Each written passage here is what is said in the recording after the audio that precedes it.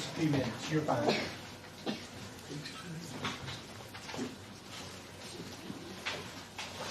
We'll start.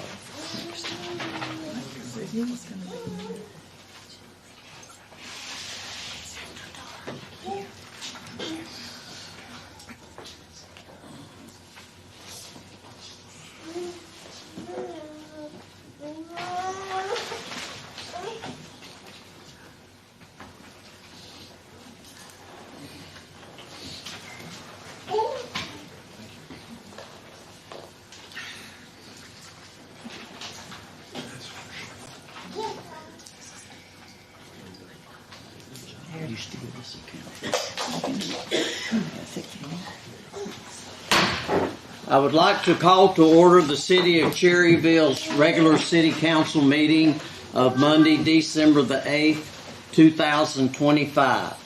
I want to welcome all the citizens that are here. We have quite a large crowd tonight. And those that are streaming through Wise News Network on Facebook or any news media other than this. So at this time, I'm going to ask everyone if they would please stand for our invocation by Pastor Dale Hendricks of Shady Grove Baptist Church, followed by our Pledge of Allegiance. Let us pray. Heavenly Father God, as we gather here tonight, we pray for your blessings upon this city. We pray for every citizen, God, and every need that they have that you, Lord, will richly bless. We pray for the council, that you'll lead and guide them. God, that they'll take the consideration of every member of this city into account, but most importantly, look to you for direction. God, we also pause and we thank you for our mayor, H.L. Beam, who has served so faithfully. We pray, God, that you'll continue to bless him and to use him in a mighty way. God, for the officials that will take the lead next, we pray that you will guide them, love upon them, and God, help our city to be united. And Lord, we just ask that you, again, find favor upon us this evening. We give you praise in the precious name of Jesus Christ, our Lord. Amen. Amen. Thanks, Dale. I pledge allegiance to the flag of the United States of America and to the republic for which it stands, one nation, under God, indivisible, with liberty and justice for all. You may be seated.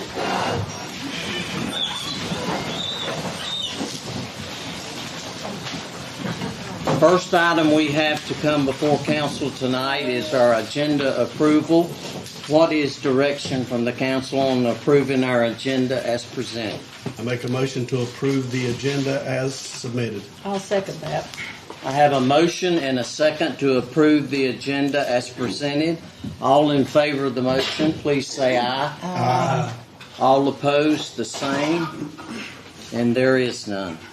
Next item is approval of minutes of our City Council regular meeting of November the 10th, 2025. What is pleasure of the council on the approval of our minutes? Make a motion that we approve the minutes of the regular city council meeting held November the 10th. Second. I have a motion and a second to approve the minutes as presented of November the 10th, 2025. All in favor of this motion, please say aye. Aye. All opposed, the same. And it is unanimous. Next item on our agenda is the mayor's comments. And it is with mixed emotions that I will now read the final comments of my 12 years as your mayor. To begin, I want to thank all of my family members for their support over these past 12 years. Without their support, this would have been a most difficult journey. Instead, it has been one of my most pleasant and rewarding experiences. I can reflect over 12 years ago at a Sunday dinner table when I announced to my family members that I had decided to run for the office of mayor. My wife's first reaction was to relate how low the morale of the city was at this time. She knew the talk was around town because she was working for the Chamber of Commerce.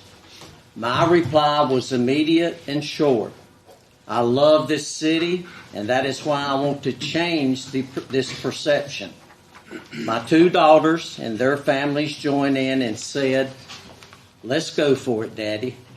I have never regretted this decision, and I want to say thank you to my wife, Diana, to Angela, Reggie, Ashley, Preston, all my grandchildren, and all other family members and friends for their undying support over these past years.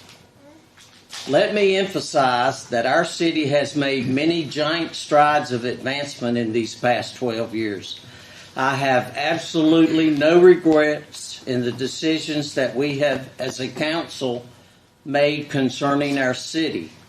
If I were to recognize all the people responsible for our city's progressive progress, this would take many hours. I would, however, like to honor these present council members: Councilman Gary Freeman, Councilman John Abernathy, Council Member Jill Pewitt, and Council Member Janice Hovis, and also previous council members I have worked with, Malcolm Parker, Brian Dalton, and David Kaiser, for their service in the expansion of our city.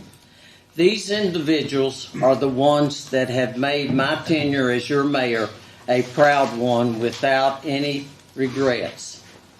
The partnerships I have had with former city managers Ben Blackburn and Jeff Cash have been a learning experience and an enlightenment course as well.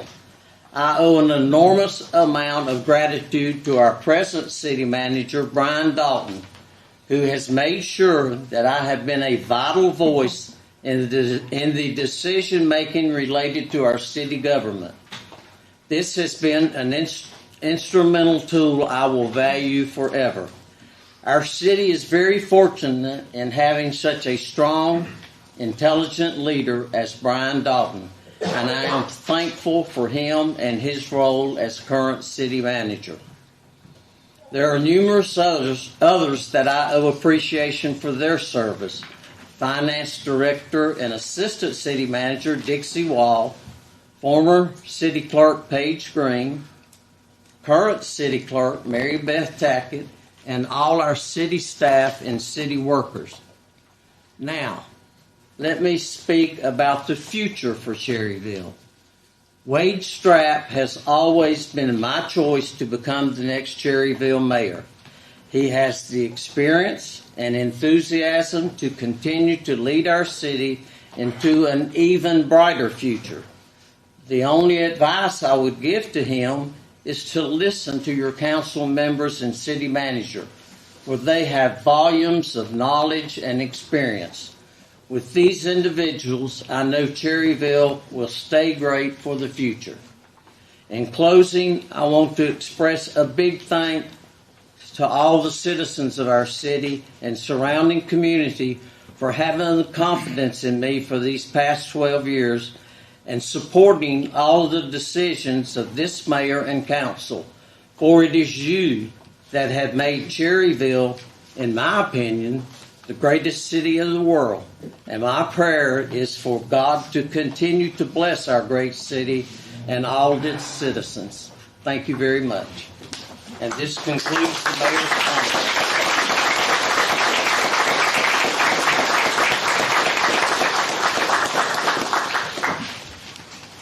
Next item we have to address is the swearing-in ceremony of City Council members Jill Pewitt, Gary Freeman, and Mayor-elect Wade Strapp.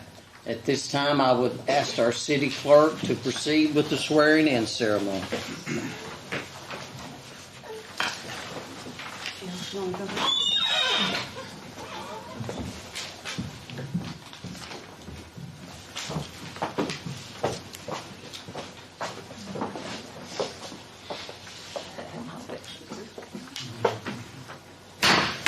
Please stand.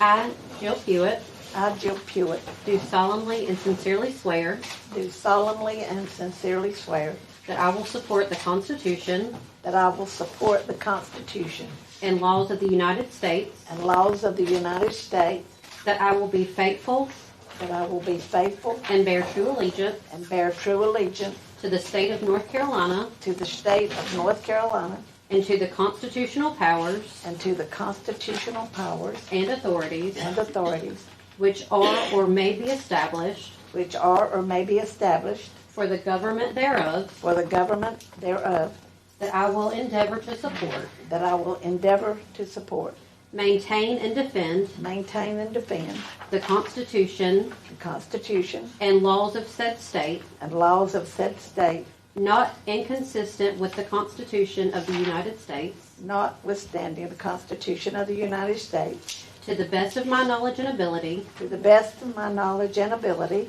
and that I will faithfully discharge and that I will faithfully discharge the duties of my office The du- as council member. the duties of my office as council member. So help me God. So help me God.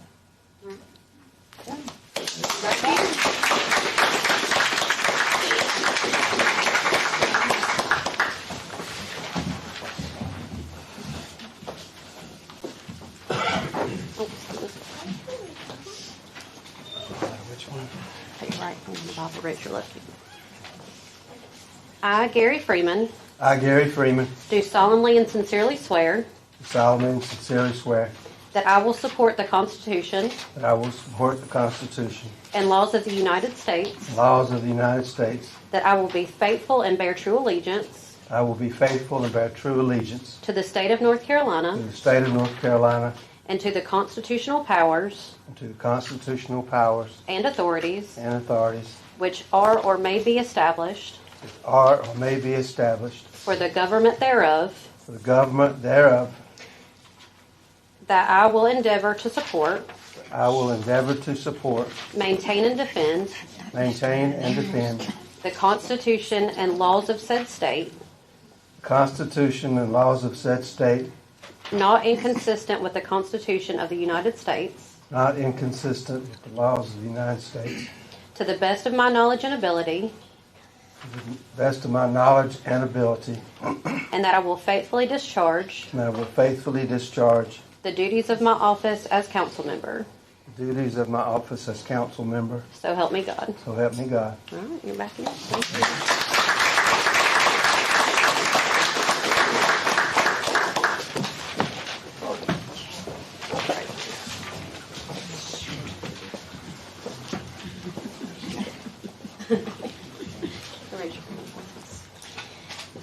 I, Wade Strap, I, Wade Strout, do solemnly and sincerely swear do solemnly and sincerely swear that I will support the Constitution that I will support the Constitution and laws of the United States, and laws of the United States, that I will be faithful and bear true allegiance that I will be faithful and bear true allegiance to the state of North Carolina to the state of North Carolina and the constitutional powers and the constitutional powers and authorities and authorities which are or may be established which are or may be established for the government thereof, for the government thereof, that I will endeavor to support, that I will endeavor to support, maintain, and defend maintain, and defend the Constitution of the laws of said state, the Constitution of the laws of said state, not inconsistent with the Constitution of the United States, not inconsistent with the Constitution of the United States, to the best of my knowledge and to ability, the best of my knowledge and ability, and that I will faithfully discharge and that I will faithfully discharge the duties of my office as mayor. the duties of my office as mayor. So help me God. So help me God.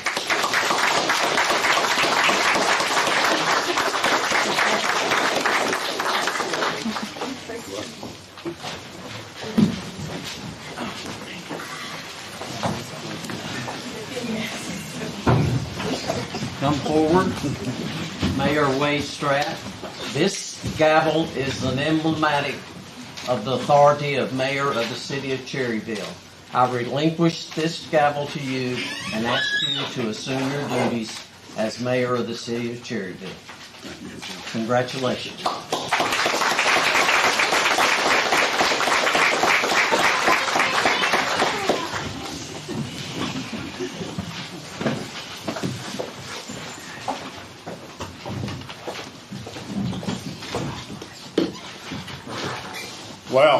is really happening. Normally I would say I have some big shoes to fill, but sitting here now, I certainly have big shoes and also a big chair to fill. Thank you, HL. Let me get a minute to get organized here.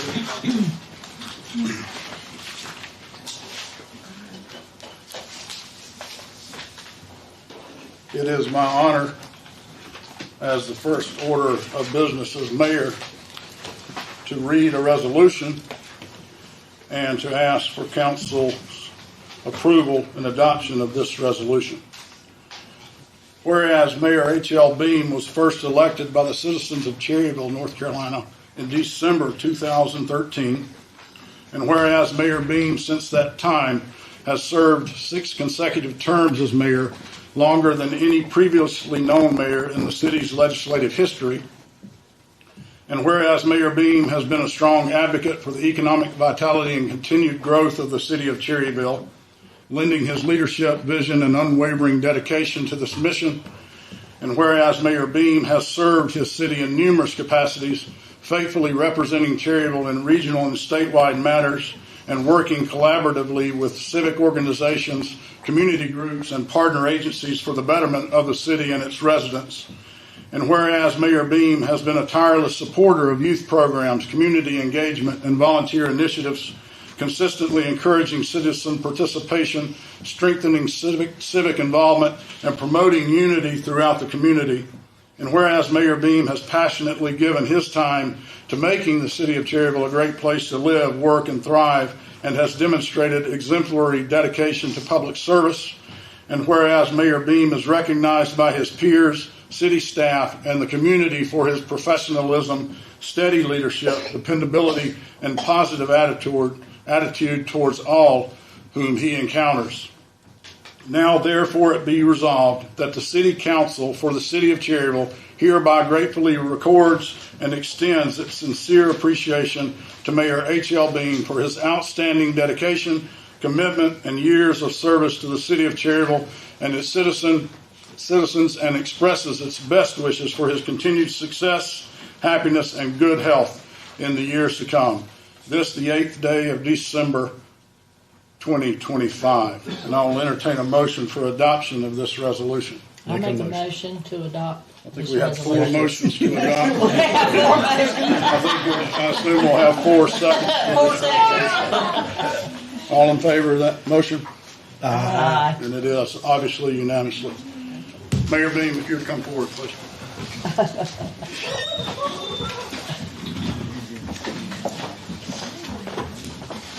It is with honor that I present this to you. Thank you for your service. Thank you. Thank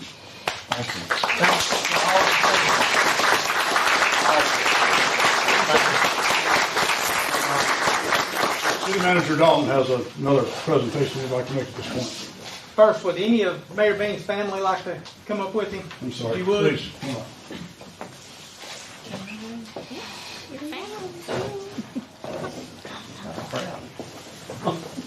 Big crowd.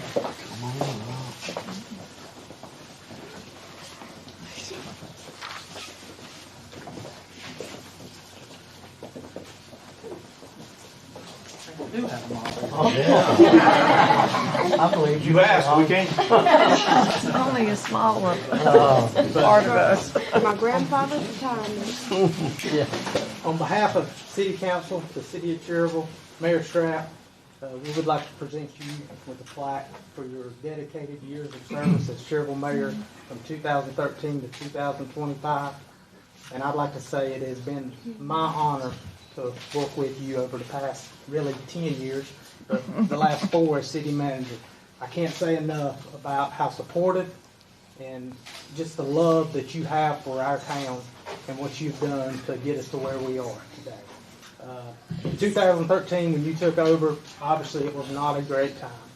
And as we've all been to some meetings here in just the past month, you can see that, you know, we have 30 new businesses that are in the downtown area that wasn't here back in 2013.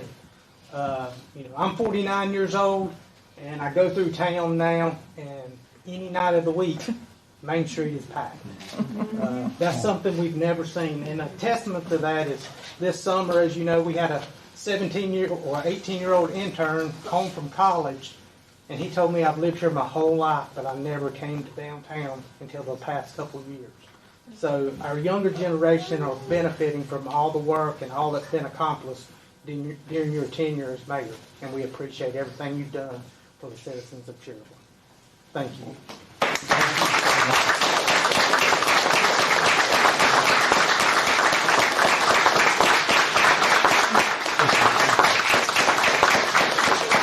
Only thing I would say is that I hope Mayor Strapp enjoys it as much as I have, and I wish him the best luck also. And I do hope you'll stay as long as I did for 12 years, because this man has really helped to make this town as great as it is. Thank you. Thank you.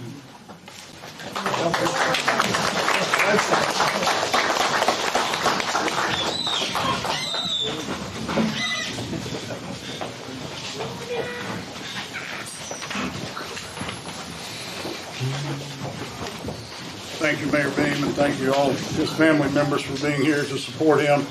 And I would invite everyone that's in attendance to please remain after tonight's meeting. There will be a reception in the next room, next door, in honor of Mayor H.L. Beam.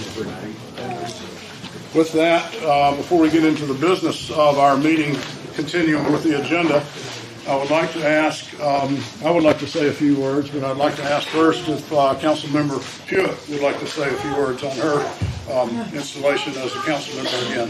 Okay. I'd just like to say thank you and to the citizens in Cherryville. It has been an honor serving, especially serving with Mayor Beam. The entire time we ran together the first time, and we've seen so many wonderful, wonderful changes in our town, and I look forward to the next 4 years and serving with Mayor Strapp here and this wonderful council. I want to thank everyone. Thank you. Thank you, Councilmember Hewitt. And also Councilmember Freeman. I'd like to echo what Jill just said and just thank the people of Ward 1 and the entire city for re-electing me. It's an honor to represent them in the entire town. I always tell people who aren't in my ward, call me anytime. I'm glad to help you any way I can. And it is an honor to be re-elected. I appreciate that and look forward to working with Mayor Strapp and the rest of the council. Of course, Brian Dalton, an outstanding city manager. And just look forward to the next 4 years. Thank you so much. Thank you, Councilmember Freeman. And I'm very honored and incredibly grateful for this opportunity to serve as mayor of Cherryville. God's grace, mercy, and love are wonderful gifts, and it is my daily prayer that He continues to guide me and guide this city on everything that we do. I'm also very blessed to have a wonderful family and dear close friends. Many are here tonight, and they are a greatly appreciated source of support and encouragement on this journey.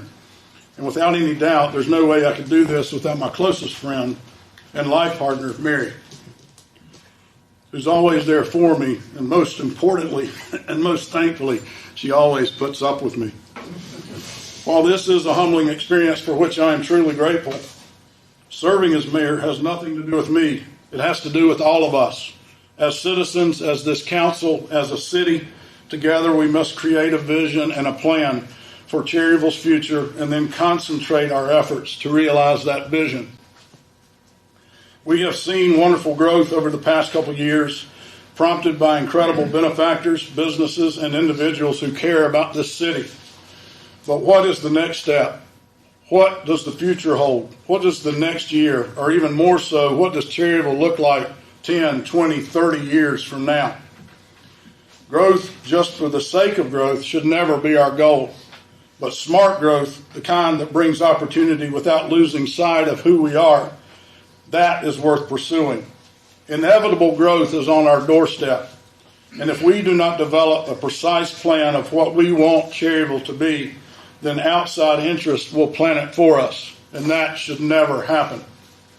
For the past 6 months, I have primarily talked about three things, and I will continue to do so. Citywide infrastructure improvements. We must have consistent, intentional, controlled improvements across all city services. And this is achieved through immediate and long-range planning. And most importantly, putting those plans into action. Customer service. We must build trust in all of our services, all the services that we offer and provide to our citizens and our customers. We have to provide clear, effective, empathetic, and consistent communication to all customers. Good customer service builds trust, and when done properly, will only strengthen and enhance our city's reputation. And finally, quality of life issues, such as advancements to public safety, updates and enforcement to city codes and ordinances, citywide beautification efforts. Our Main Street area looks great, and it's getting better every day. But now let's expand on that. Let's take Main Street to every street in Cherryville. We enjoy a great quality of life here today. Look at our heritage, our churches, our schools, our citizens. We must honor and preserve all of these things that make our community so very special. But also and always, we have to work for and promote Cherryville and advocate for those things that make our hometown an even better place to live. As mayor, I promise a steady and dedicated work ethic. Everything cannot be accomplished at once, but with hard work and committed leadership, I pledge to deliberately and consistently work on our goals. I also promise honesty. There's no place for mistrust in the city. If you ever need to speak to me or have a request, while I may not have an immediate answer, you will always receive an honest response. And finally, I will provide an open line of communication on everything we do as a city. The work of the city government and this council in all respects must be an open book. And while we may not agree on choices made, there will never be a lack of communication and understanding on why those choices were made. And that said, citizen involvement and education about what is going on in your government must go hand in hand with those open lines of communication. I will do all I can to encourage participation from everyone in this town, and it is my hope that all citizens will become involved and excited about what's going on in Cherryville. It's no secret that I love this city, and I'm very proud of this community. I'm very glad of the path that we are on, but I'm more excited about the potential and the promises that lie ahead. We do not have to be in a rush to get there. We certainly do not want to get there by accident, but we will get there with intention and with extreme care and execution of our shared vision for Cherryville. I'm ready to go to work, and I certainly look forward to working with all four of these council members, and I look forward to working with the city staff, and I especially look forward to working with and for the citizens of Cherryville. I'm humbly grateful for what lies ahead, and I'm incredibly blessed and honored to serve as mayor of Cherryville. Thank you.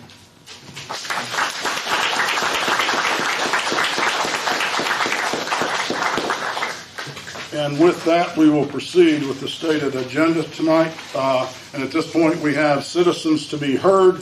Citizens that wish to speak may do so by coming to the podium. Please state your name and address as you speak. And comments we would like very kindly to be held to 3 minutes. We do have one citizen that has signed up to speak, Lisa Downey. Lisa with us? Hi, Lisa. How are you? Good. Good. Please state your name and address and let us know why you're here this evening. Okay. My name's Lisa Downey. I live at 1744 Delview. I am one house outside of the Cherryville city limits.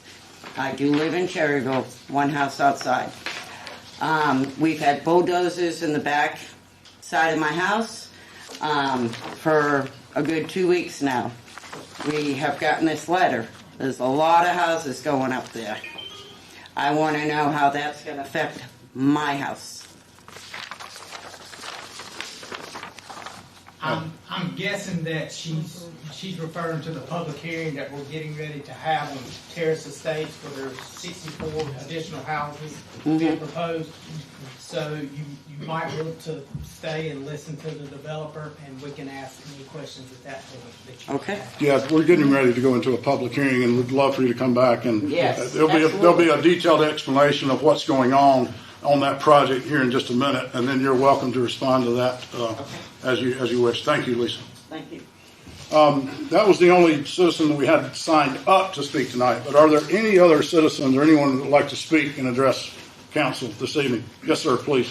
Mayor Strapp, I'd like, before we get past the presentations of the developer, I'd like an opportunity to make a few comments. Okay, yeah, we're going into public hearing, and you'll be allowed to do that. Yes, sir. Thank you. Any other citizens, anything would like to address council this evening? Okay, and with that, we will proceed to item 10, which is the public hearing, and that is in reference to a special use permit that has been submitted and proposed for Terrace Estates. And it's Gaston County parcel ID 158768. And Planning and Zoning Director Richard Elam. Thank you for coming forward, Richard, and explaining what this is about before we enter into that public hearing. Yes, sir. I'll go ahead and read a little history of what's going on and then get back to the history of when this development started and everything. Mr. William and Deborah Heavener, also owners of the Piedmont Companies, applied on September the 15th of 2025 for a special use permit and for approval of the preliminary plat for the 64 homes to be built on parcel ID 158768, which is 33.27 acres. Any developments of homes in excess of 20 homes requires the approval of a special use permit per section 5.21 of the City of Cherryville zoning ordinance. So that's why we're here tonight. So on October the 20th, 2025, the Planning Board voted unanimously to recommend to the City Council the approval of the special use permit and also the approval of the preliminary plat for the building of the 64 homes. The parcel is currently zoned R12, which means it can't be less than 12,000 square foot lots. The preliminary plat, which we will show here in a moment, shows all 64 parcels to be 12,000 square feet or larger, and the development is by right. When they bought this land back in 1999 and went through public hearings, they had a preliminary plat for that, but they also had it for both sides of Black Rock School Road. So the economy went down in 2008, and what we're talking about tonight just never developed yet. At the regular meeting of the City Council on November the 10th, 2025, the City Council set a public hearing for tonight's City Council meeting and to consider the special use permit and the approval of the preliminary plat. On Monday, November the 24th, 2025, the legal notice of public hearing was posted in the lobbies at City Hall. The properties at both entrances to that parcel were posted, and adjacent property owners were mailed the notification of tonight's public hearing by regular U.S. mail. And we have Mr. Dellinger here who wants to speak at the public hearing, and I'm just now learned the lady that just addressed the City Council wants to speak. And the legal notice of public hearing was advertised in the Eagle, the Lincoln Time News on the dates of November the 26th and December the 3rd, 2025. So I'll now go through the permit that's in your package and begin with the first two pages is 5 and 6 on your computer. That is the special use permit application. If you go to page 7, it shows that the parcel for special use is zoned R12, and there's along Black Rock School Road to the west, all those homes are zoned R12, and the ones to the right are zoned R15.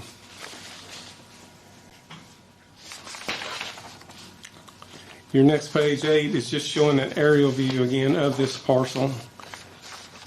And I kind of drew in pink where you could see the two entrances will be. Page 9 shows all the property owners that are adjacent to or within so many feet of this property. Page 10 is the preliminary plat, and each council member received a large drawing of this plat and have time to look at it.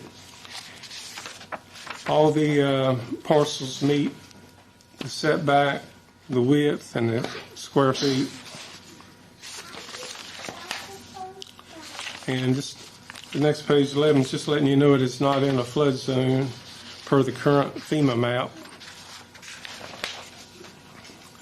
These lots should be 80 feet wide, 150 feet deep, and there's 64 of these lots. And the preliminary plat shows the correct setbacks of the front being 35 feet, the rear being 25 feet, and the sides of being 10 feet.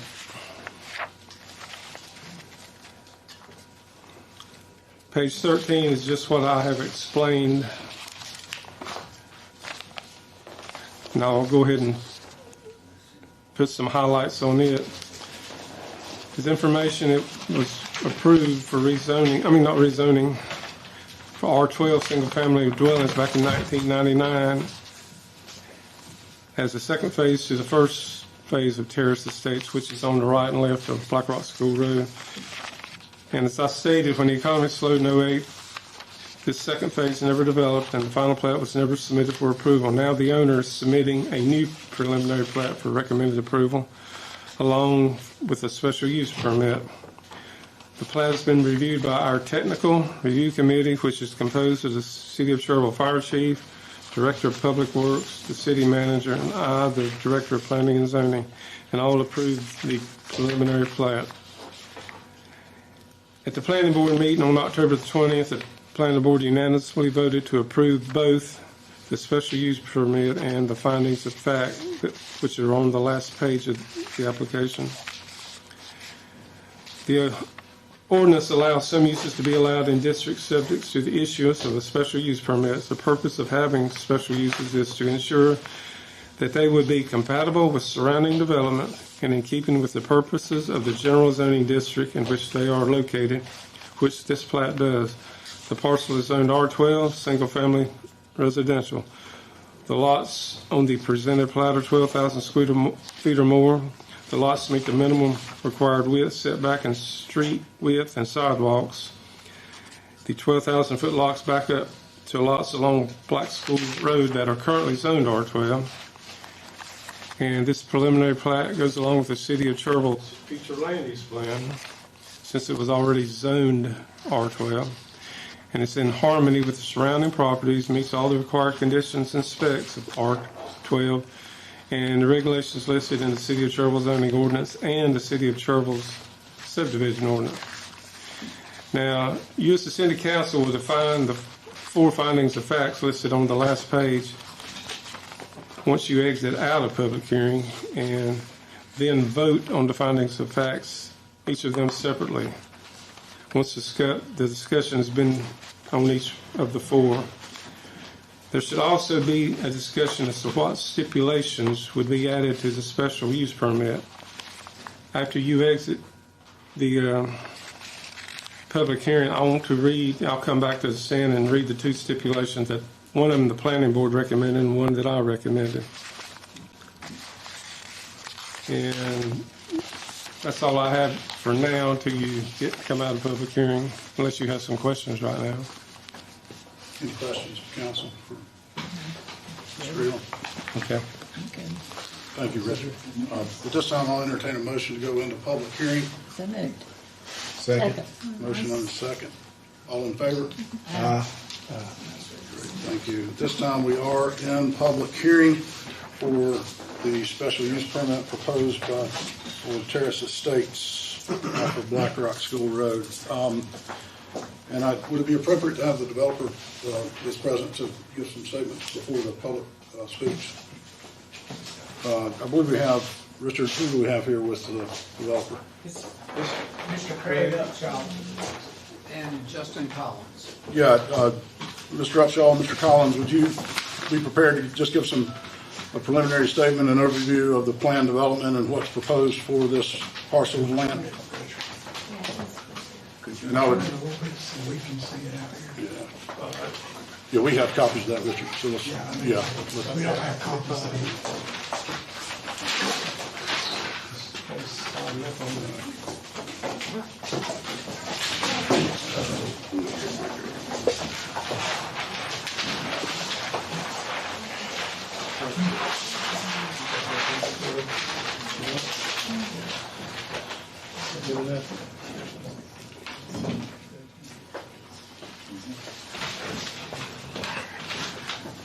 Thank you for speaking with us this evening about this project, and congratulations on your new job, Mr. Mayor. Yeah, thank you, Mr. Upshaw. Appreciate you being here. And if you could just kind of go over what's happening out there, and hopefully some of your comments may address some concerns of Ms. Downey and Mr. Delegar before they come back up for statements. We took this subdivision. It was several years ago. We were working with another home builder who wanted smaller lots. That never worked out, and so we revised it and we made sure that everything on this subdivision plat meets all of the zoning requirements. Every lot has the width, the depth, and the pad dimensions on it. We have saved a large area along the back of the property, going downhill towards the creek back here, excuse me, in order that no runoff from this is going anywhere but in this pond. This natural barrier back here should save any problems in that area altogether. We had one time shown a walking trail through here, but we were concerned that even that might create erosion, so we have removed that. And there is a sidewalk completely around all of the roads, and it should be a very nice development. You're probably looking at homes north of 300,000, based on what the lot prices are. So they should be good neighbors. Okay, thank you. And just a question I would have off the top. Just to clarify, and correct me if I'm wrong, this parcel of land and the proposed development and the proposed plat that you're looking at is authorized now by use. It's not something that we're not rezoning. No reason. You're not asking for any special additions or detractions from what exists in our present R12 zoning area.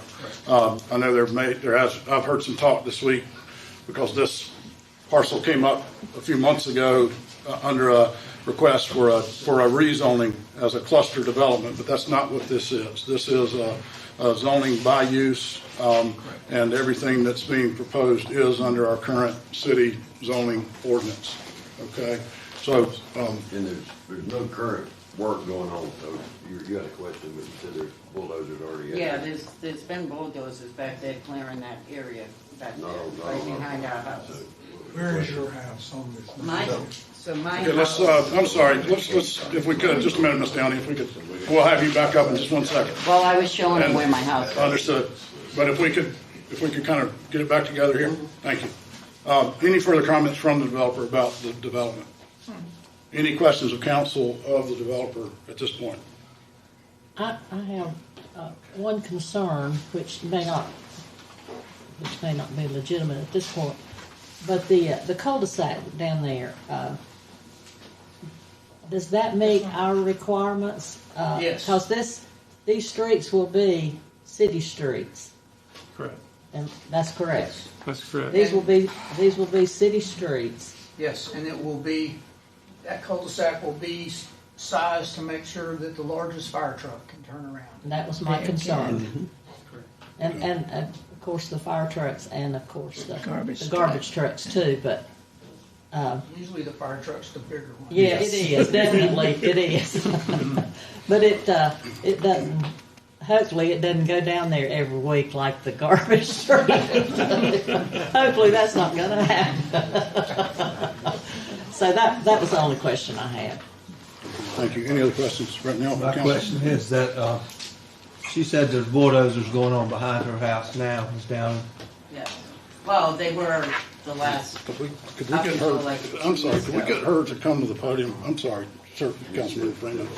If there's no further Is that questions part of of the the subdivision, development. or is that something else that's happening? Well, thank you, Ms. Downey, for your patience. Now, That's you have the okay. podium, and you're not under any time limits. You can ask any Okay. questions you have. So up to like 2 weeks ago, there were bulldozers going back. Okay, I spoke with one of my other neighbors. She lives right next door to me. She is within the city limits. Okay, she's telling me that that pond is going to be right behind her property. I have well. I want to make sure that that pond's not going to affect my well water. Number one. Number two, once these houses go in, is Cherryville going to end up rezoning and extending their city limits and putting us as part of city limits? You know, we're outside of city limits. We want to stay there. Nothing against city of Cherryville, but I like it. There's It was no all more wooded. involuntary. There's The no woods more, are all gone now. Yeah, there's so. no more involuntary annexation. You can only be annexed into the city if you ask for it. Okay, in this open zone that they have there, that will always stay an open zone? Mr. Upshaw, could you address that, please? Or Mr. Riddle? Yes. That's the common area of the subdivision. It will be owned by the homeowners association of the subdivision. But there will be no more homes. There will be no more homes. Okay. It says it's already in city limits. Right, It's already zoned correctly. right. You I know the understand that. obvious? Okay. Everything from here on is county. Yeah, Can you show so where you are? my house is pretty much, this is the last newest house that was built, like 5 years ago. My house is right here, right next door to it. And I'm right on Excuse me, so I'm right here. Excuse me, Mr. Upshaw, could you listen to Ms. Downey's comments, please? So I'm right here. So there is another, this person's property goes like an L, okay? And I am right here between these two people. We want to know how this pond is going to affect our well water and also mosquitoes and anything else that it's going to grow in there.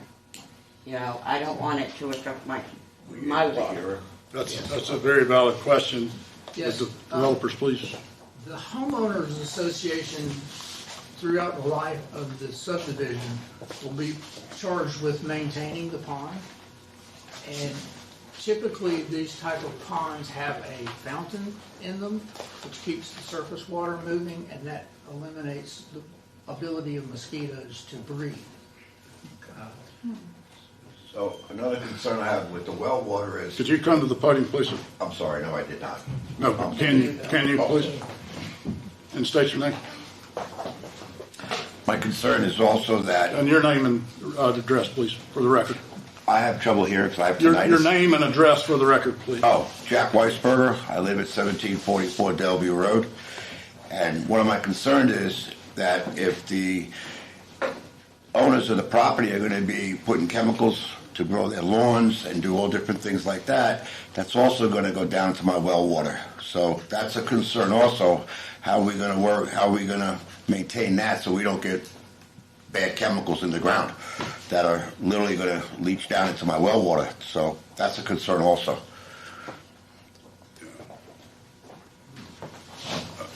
I'm certainly not.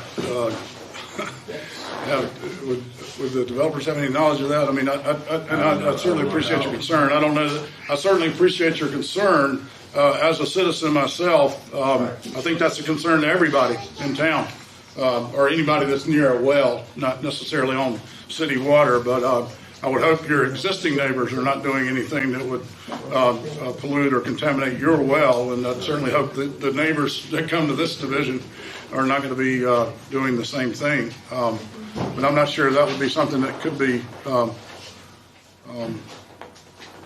can't speak to the potential of what someone may put on their lawn in the future and how that affects water. That's not my Understood. Any other council comments to that?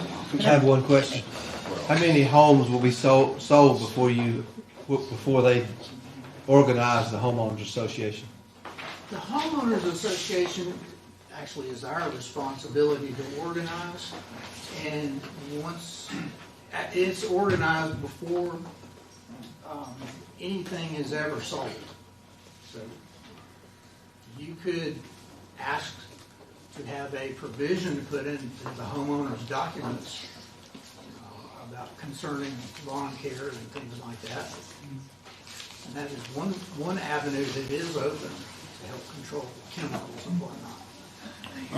How many homes will be sold before they elect a president and council and that sort of thing? Is that in the bylaws? Typically, we're involved as declarant until all the homes are sold under the current contract. So we would be involved, and then the homeowners association is going to have its first elections after they reach maybe 50% of the lot sold, and then they will take over almost all of the daily responsibilities at that point. But we will remain as declarant and involved in the project until all of the homes are sold. So will you call that first meeting to have the election and organization? Yes. Okay. And expanding on that, drafting of the stipulations under the initial homeowners association document, who is that your purview entirely, or? Ours and the home builder.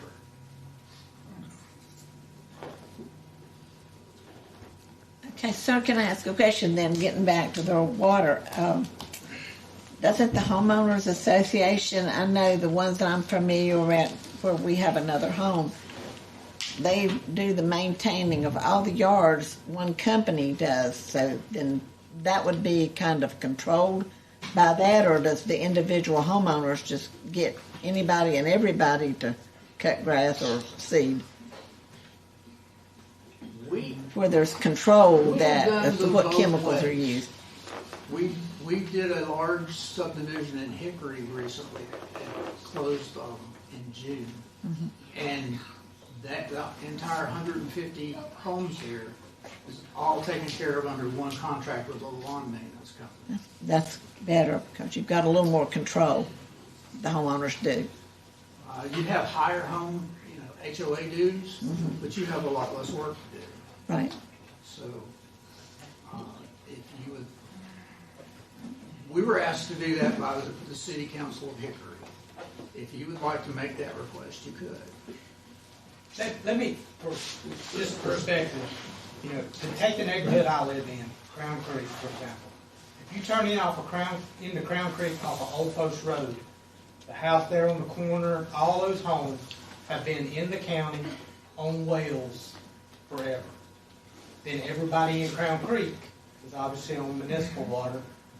There's never been any indication of people fertilizing or doing anything with their yards that hurt those wells. Do you have a pond in that area? No. Well, that's but the thing about the retention pond is, I'm guessing you're going to have to put a retention pond in the same way that we had to put a retention pond in at the gym. If you go back there, there's large pipes. I mean, it's a lot of money that you have to put in for these retention ponds. You got to put a fence around it, and you never see water standing back there. It's the slow your runoff. The effect of that is the slow. We actually just got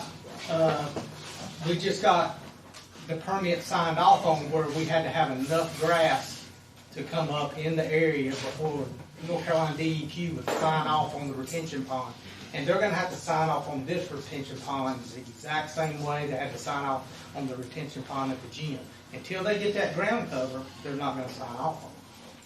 Mr. Washburger, yes, sir. This plan doesn't show the topography of the land. Everything is graded, and we're in the bottom of the valley, and that's just where this is going. So we have the pond where everything is going to be draining to the lowest point, and this is in the area where our wells are. So that's my concern. it's all basically going to be runoff going down into the low area. So that's my concern. So. A very valid concern it is. Mr. Upshaw is part of the DEQ permitting process for this retention pond Mr. Dalton spoke of. Is the permitting process going to ensure there's no potential for contamination of neighboring groundwater and wells? And is that a yes or no? I'm sorry. Yes. It is. That is a specific part of that permitting process. And the pond is, and the whole irrigation plan for the subdivision is designed to make sure that there's no water leaving the property any faster or in any other way than was there already. Correct.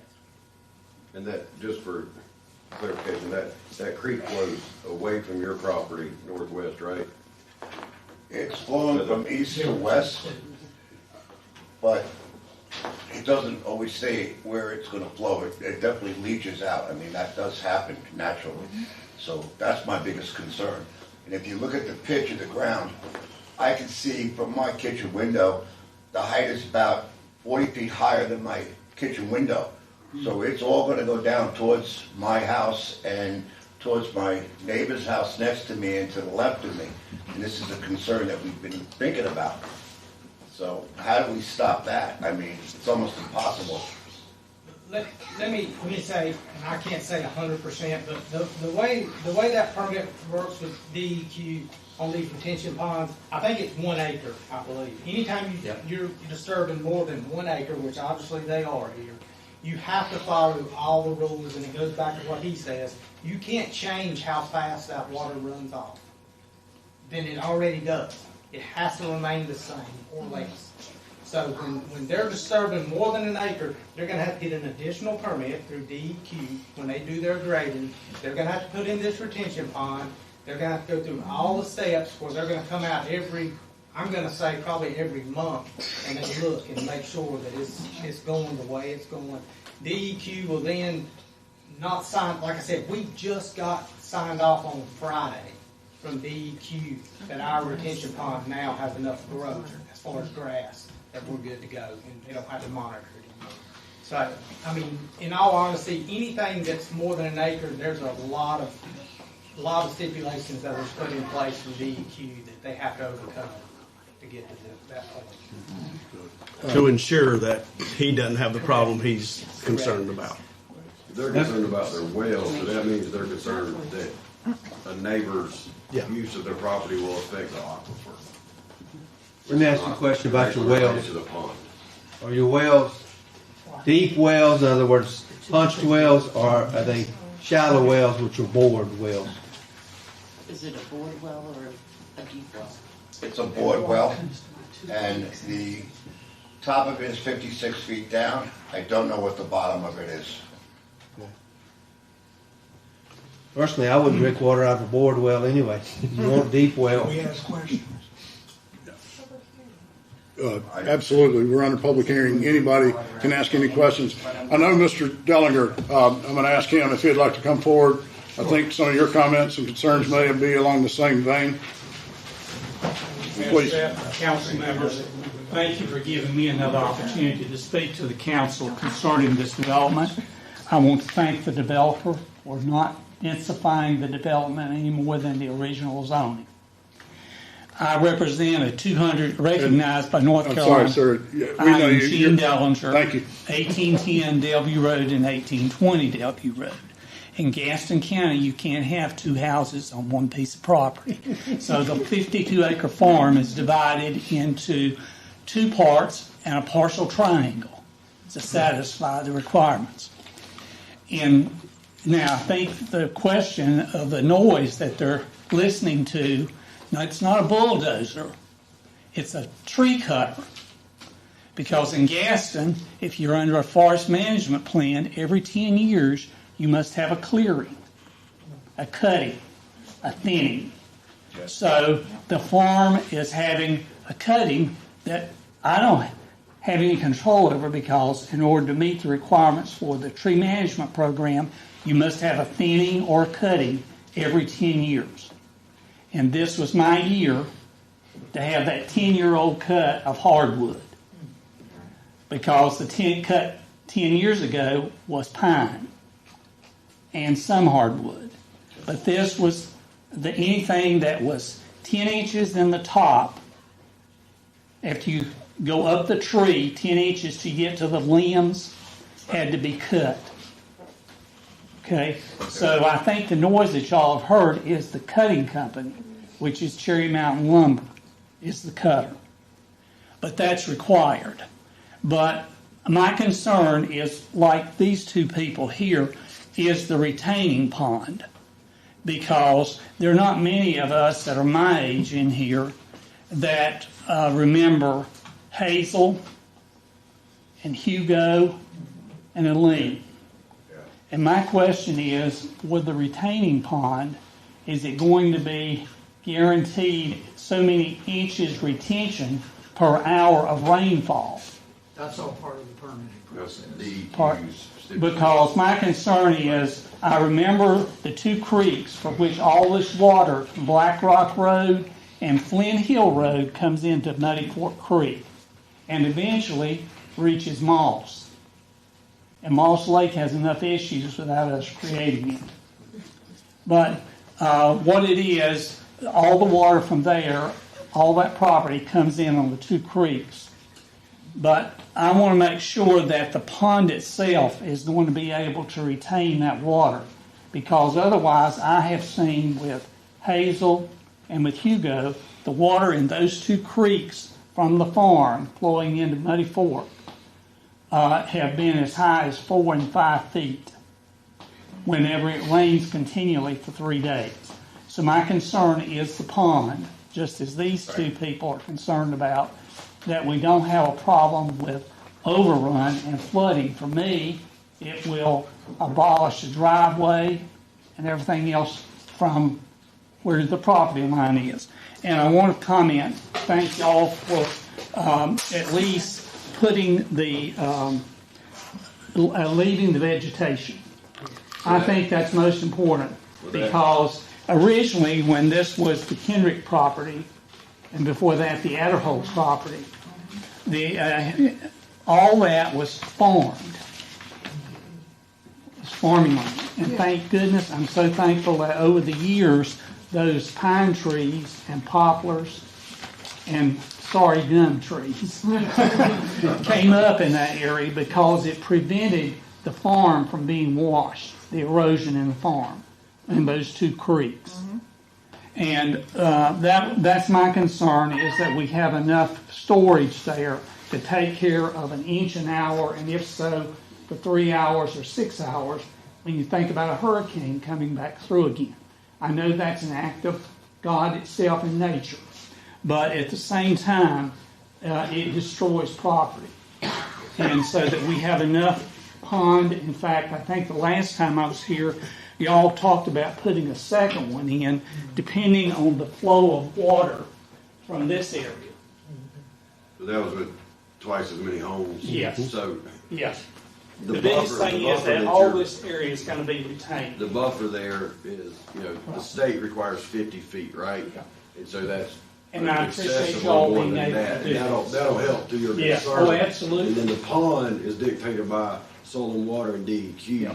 So what they see fit for, I'm going to say their normal and active God that's, we get 30 inches of rain like a lean. I don't know that you can assume that, but that's what they say is a minimum, and so that it'll be built to their standard. Yeah, believe me, the Swananoa Valley will never be the same. Right. So I was there 26 years before coming back to the farm. The concerns for water runoff are greater than what's required with your barrier there. So those parts are allotted. And as far as what you were contemplating, possibly asking the HOA to mandate lawn care, you have your thing that the city requires for certain heights and maintenance and look. Right.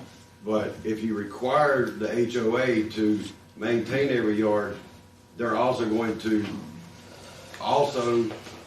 fertilize every yard regularly. If you don't, not everybody fertilizes their yard. So if you tell them they have to fertilize it, this pushes your concern. And to me, it's indifferent. I'm just saying, think about how far you tell people what they have to do, right? But if you tell them they have to maintain it with the company, that company is going to fertilize. If you don't tell them, I can't tell you how many people may fertilize, but it does reduce the potential. Thank you. Thank you, Mr. Dellinger. Any other citizens, comments, questions? Yes, please. So I'm Sid Strapp and I live at 207 West Academy. Really, I just have some general questions. So the houses that are going to be built here, how many different layouts or looks are in the mix? Are they all going to look like cookie cutter, same, or are you mixing up the look? From what the home builders told us, there'll be 4 to 5 different home plans. 4 to 5 different home plans. Okay. And I would also echo that it's a good idea to have the homeowners take the association to take responsibility for the mowing of the grass. It just ensures that the whole development looks nice. It's all kept. You can have some people that get out there and say, I'm not going to mow my grass, and it just brings the sort of the value of everything down. Right. But if you have it within your homeowners, everybody's, is bound to play by the same rules. And then just the last question I had was, so what is the cost to the city of Cherryville for this development? How much taxpayer dollars go into this to get this thing going? The developer has to pay for all the infrastructure. There's no additional cost to the city. There is additional taxes received from the city, right? But no. Okay, but no, I'm talking about the cost. So you're saying that the developer pays for the streets? Well, can I just speak? So he's talking about streets, are there sidewalks going in? So of course there's curbing. Yes, and then it all has underground piping to run the water. So all that runoff is going to go into that pond, I guess, is what you're saying. From the street, is that the plan, that it all runs into the pond as well? And so I just never knew. So you're saying this is a zero cost, like the city doesn't have to run any pipes out there, any electricity? Now, we might have to put in the power. No, they're not. I can't remember exactly if that is our power out there for sure, but if it's city power, then we will have to put in the infrastructure for power. We still charge a tap fee for anything like that. But it's under our ordinance that we would be responsible for that, but they're responsible for water, sewer, streets. So about what do you think the city's for that part? Yeah. Oh, it's probably less. I mean, is it $500,000 or? Oh God. 100,000? I'm saying 30,000. Okay, 30,000. Just based off what we paid off Rickway Road for something. Okay. I mean, it's just an education, and I'm sure there's a lot of other citizens that have the same question. Well, how much does it cost me? And that's a good answer. No, it doesn't cost us anything. Okay, great. The last thing was along this Black Rock Church Road. What does that look like? Are you looking at the back of the houses? Yes. There's houses already along Black Rock, and I'm looking at the access is. I'm talking about. I'm coming down this way, and I'm looking over. Coming from town, you turn right on the Black Rock.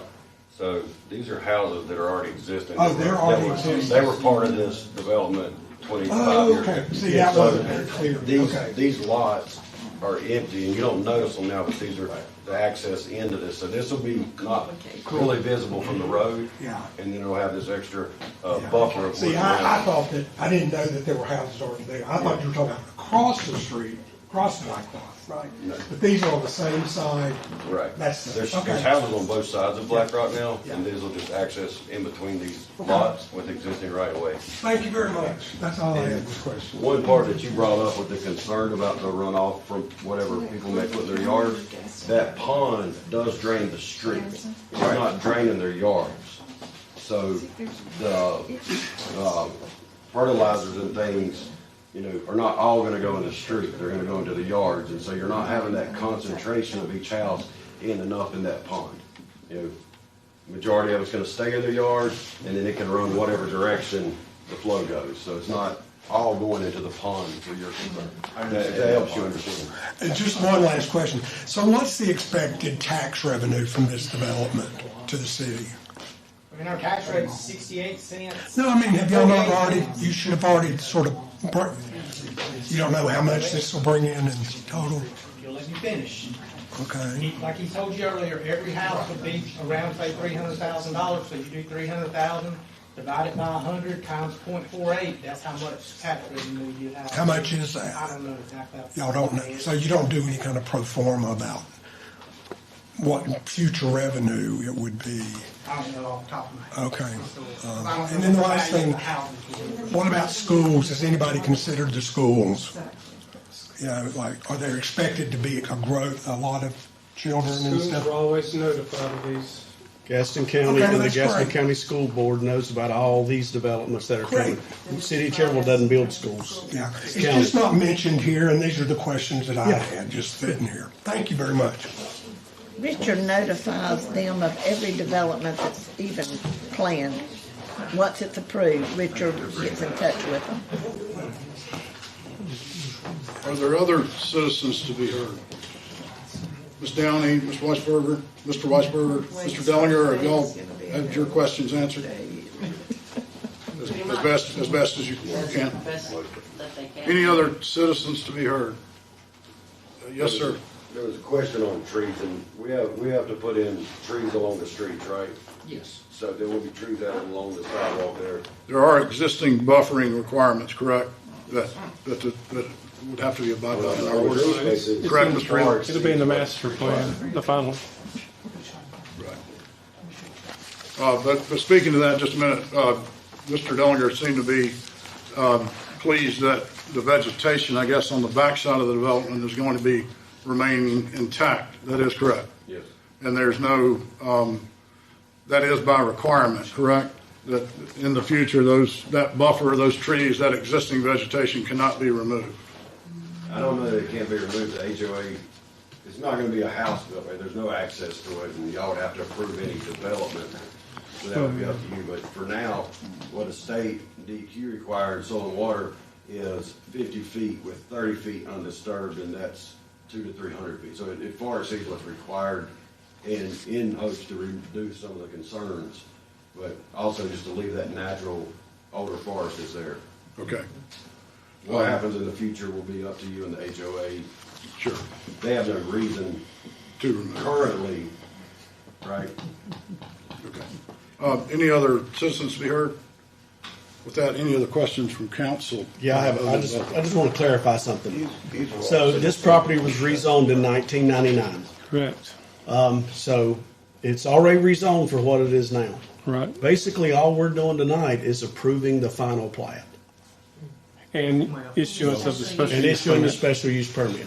And the special use permit is merely due to the fact this is a development over 20 houses. Yes, That's correct. Right. So any development over 20 houses must go through the special use requirement. We're not changing anything about our requirements. No. It's just going through that special use. Planning board and then the stipulation. city council. With the intent being that the city council has the opportunity to implement any stipulations it may so desire, because they can otherwise do this by right, but they're asking for the special use because the homes exceed that number, so they're coming before you to give you an opportunity to say, we Here's what we like this, but we want certain things to be put in place to make sure that you preserve and are in keeping with the nature of your land plan for the city. Thank you, Ms. Taylor. And speaking to that, there is going to be a stipulation that's been negotiated with the developer contingent upon our approval of the findings of fact and approval of this, that there is going to be a water line extension to this property. Upgrade. An upgrade to the water line to the property, but that will again be the expense of the developer, right? And that's above and beyond the existing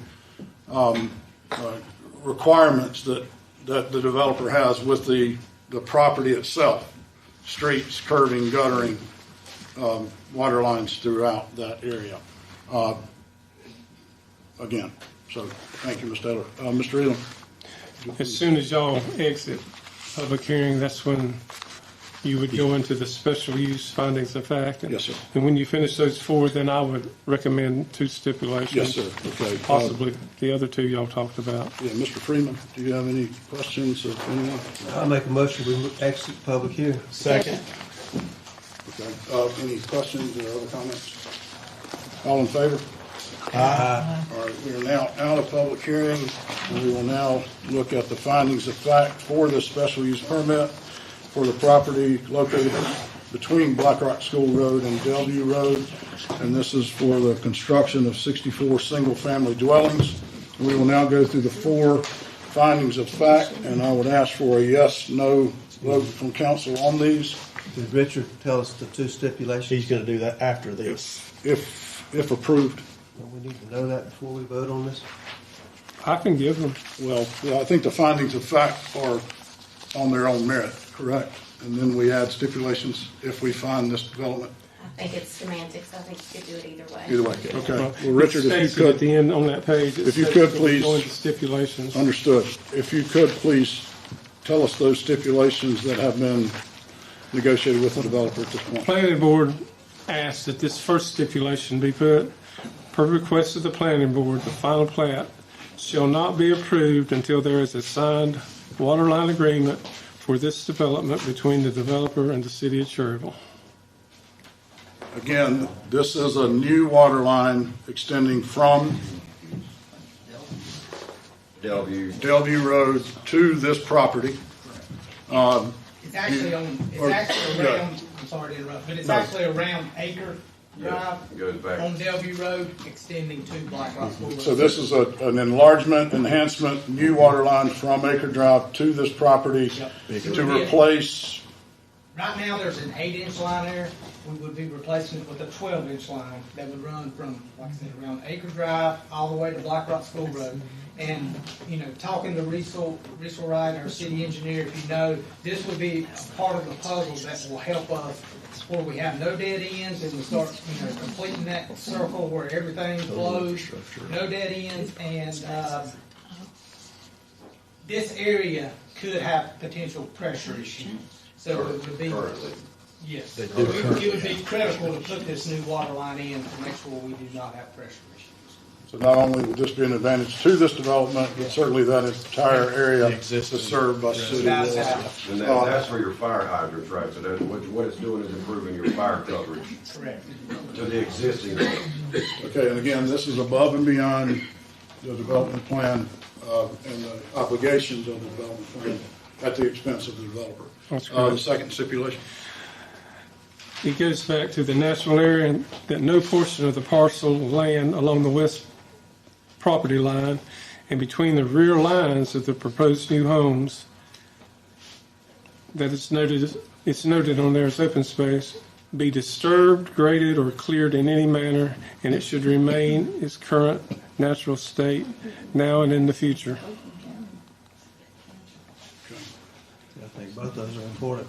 Yeah, for sure. Any questions on the stipulations before we go through the findings of fact? All right. And the last one, excuse me. I'm sorry? There was one more that y'all kind of talked about. So there's 3? With the homeowners association, if everybody, if they did have one person coming there once a week, it would keep the property looking fine. They could also discuss with them about the fertilizers, et cetera. But well, I guess, yeah, is it, will wish of council to stipulate? Are we talking about the homeowners association using a contractor? That's what I'm saying. Yeah, I don't really want to tell somebody who's got to cut their No, yard. I don't want. I'm not. Well, that way it keeps the city from having to send a code enforcement officer out there and then sending letters. It does, but we're doing that all over town now, though. Seems like just picking this one neighborhood to do that to. Yeah. Well, smart. I would not recommend the city get involved with homeowners association. All right. If the homeowners association wants to do that, they can. Yes. Are you making that as a recommendation, Mr. Eno? No, I was just suggesting it. Okay. All right, so we know those 2 stipulations. We will revisit those if we approve these findings of fact. So going through those at this time, finding of fact, number 1, The use will not materially endanger the public health or safety if located where proposed and developed according to the plan. Yes. Yes. Yes. Do I need to take a motion and vote on the finding of fact? Yes. Yes, okay, yeah. Do I have a motion, so I have a motion that the answer to that is yes. I'll make a motion. Second. All in favor? Yes. Yes. All in favor? Yes. Okay, sorry. So the use will not materially endanger public health. Yes. Number 2, the use meets all required conditions and specifications. Yes. Yes. Have a motion that yes, second. Second. All in favor? 4, it's unanimous. It does meet all required conditions. The use will not substantially injure the value of adjoining or abutting property unless the use is a public necessity. Yes. Yes, the use will not substantially injure the value of adjoining property. Yes. Motion second. Make a motion. All in favor? Unanimous. And the final finding of fact, the location and character of the use, if developed according to the plan as submitted and approved, will be in harmony with the area in which it is to be located and will be in general conformity with the Cherryville Land Development Plan. Yes. There's a motion that we vote yes on Second. that. Second. All in favor of yes? Yes. Aye. So we have 4 unanimous yes votes on the findings of fact. And after having held a public hearing on December 8th, and in light of the findings of fact listed herein, the following action was taken by the Cherryville City Council. And I will entertain a motion on that. Bless you. Make a motion that we approve all of the findings of fact. There's a motion to approve the special use permit with the findings of fact. With the 2 stipulations listed, the water line. And would you read those stipulations for the record again, Mr. Elam? Yes, sir. Per the request of the planning board, the final plat shall not be approved unless there is a signed water line agreement for this development between the developer and the city of Cherryville. And I guess we could include from Acre Drive to that runs all the way to the new development. Would that be? That way with State and Horse running from it. It would be from around Acre Drive and Delview Road to Black Rock School Road. Now, Okay. once they turn on to Black Rock School Road, it changes to an 8-inch, I believe, where you'll go into the development. But on Delview Road, in that section, it will be a new 12-inch line. It's about 1,600 linear feet, I believe. That sounds right. And let me say, Riesel has already submitted the plans for this water line, and they have been permitted by the. And again, to clarify, that is at the expense of the developer, not the city. Correct. And also to clarify, that signed agreement will be executed by the city manager? City manager. Okay. And the second one, that no portion of the parcel of land along the west parcel property line and between the rear yards of the proposed new homes that is noted as open space be disturbed, graded, or cleared in any manner, and that it remain in its current natural state now and in the future. Any questions on that stipulation? All right, there's a motion to accept and approve this special use permit with those 2 stated stipulations. Second. And there's a second. Any questions? No. All in favor? Aye. And that is unanimous. Thank you, Thank Mr. you. Elam. Moving on to our next item on the agenda, we also have a public hearing. Where did Mr. Mayor Beam go? Leaving me these public hearings to go right out of the gate. I seen him on Mexico, go ahead and start eating. Yeah. There is a public hearing, or we're entering into a public hearing for a text amendment to section 10.1.9 relating to off-street parking requirements. And again, I'll ask Planning and Zoning Director Richard Elam to walk us through this text change. Good evening again. This is an amendment request by the City of Cherryville Planning and Zoning Department to Section 10 .1.9 of the City of Cherryville zoning ordinance. On October the 20th, the planning board voted unanimously to recommend these changes to City Council to approve this amendment. And at the regular meeting of the City Council on November 10th, a public hearing was set for tonight's City Council meeting. On Monday, November the 24th, the legal notice of public hearing was posted in the lobbies at City Hall, and the legal notice of public hearing was advertised in the Eagle under the section of the Lincoln Time News on the dates of November 26th and December the 3rd. So you can go to page 17, that's numbered on the bottom of your screen, that I asked for this amendment. And the reason being that it currently reads that for dwellings multifamily, except those designed specifically for elderly and or handicapped persons, that 2 spaces for each one or 2 bedrooms dwellings, and 3 spaces for each 3 or more bedroom dwellings. And it be amended to read 1.5 parking spaces for each 1 bedroom dwelling, 1.75 parking space for each 2 bedroom dwelling, and 2 parking spaces for 3 bedrooms or more bedroom dwelling units.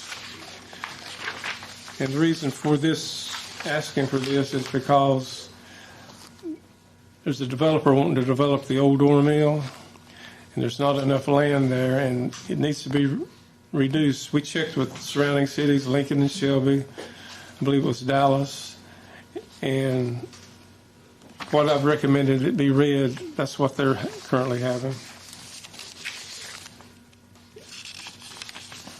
And that's.